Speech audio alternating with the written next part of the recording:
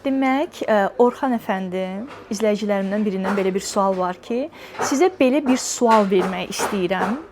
Şerpalar üçün o zirvəyə qalxmaq çox sadə bir iş.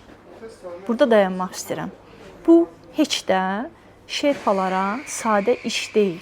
Onlar da o zəhməti çəkirlər, onlar da o çətin, zəhmətli yolu gedirlər və onlar da hər bir alpinist kimi onlar da eyni çətinlik dərəcəsindən keçirlər. Yəni bu onlara sadə deyil. Sadəcə olaraq bizdən daha sadə ola bilər. Çünki ilk növbədə şerpalar həmən belə deyim, iqlim qurşağında yaşayan, həmən hündürlükdə yaşayan insanlar olduğu üçün o iqlim şəraitinə və o çətinlik şəraitinə daha uyğunlaşmış insanlardır. Bizdən biraz üst səviyyə daha rahat çıxış edə bilirlər, amma bu o demək deyil ki, onlar üçün bu çox sadədir, bizim üçün çox mürəkkəbdir. Demək olar ki, bütün fiziki ağır işləri görürlər. Fiziki ağır işləri görmək bizim yanımızda gedən bir şerpa bütün fiziki ağır işi görmür. Yəni o bizim çantamızı daşımır, o bizim əşyamızı daşımır, o həm də gedib bizə çadır qurmur, o həm də gedib bizim üçün o texniki yolda olan kəndirləri qurmur. Xeyr, bu sizə kənardan elə görünür. İstəyirəm biləsiniz ki, bütün sadaladıqlarımı ayrı-ayrı komandalar yerinə yetirir. Belə ki, Rope Boys deyirlər buna. Everest ekspedisiyası başlayanda bunun üçün xüsusi bir qrupa var. Onların işi ancaq baza düşərgədən tam yuxarıya qədər olan texniki hissələri işləməkdir. Ora nərdivanları yerləşdirməkdir, ora kəndirləri bərk etməkdir və s. Digər şerpaların işi deyək ki, çadırları daşımaqdır, çadırları qurmaqdır.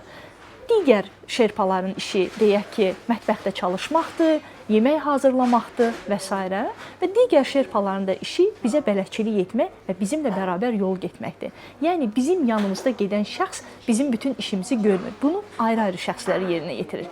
Bizim yanımızda gedən şəxs sadəcə olaraq bizimlə bərabər yol gedir. O mənim əşyamı daşımır, o mənim əvəzimə o çatları keçmir, o mənim əvəzimə nərdivanı qaldırmır, o mənim oksigen balonumu daşımır, o mənim əvəzimə texniki yollardan keçmir. O da mənimlə eyni yolu gedir. Yükləri daşımaq da sırf yük daşıyan şerpalar var. Onların işi ancaq yük daşımaqdır.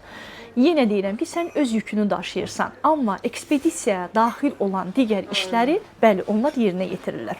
Və maraqlısı budur ki, sualın maraqlı hissəsi ki, hətta yaralanan və ya həyatını itirən alpinistləri daşımaq. Bunun üçün də ayrıca komanda var. Yəni bunu hamı yerinə yetirmir. Xüsusi rescue team, yəni xilas edici qrupalar var. Onlar yerinə yetirirlər və onların işi bundan ibarətdir. Peşəkar olaraq işləri bundan ibarətdir.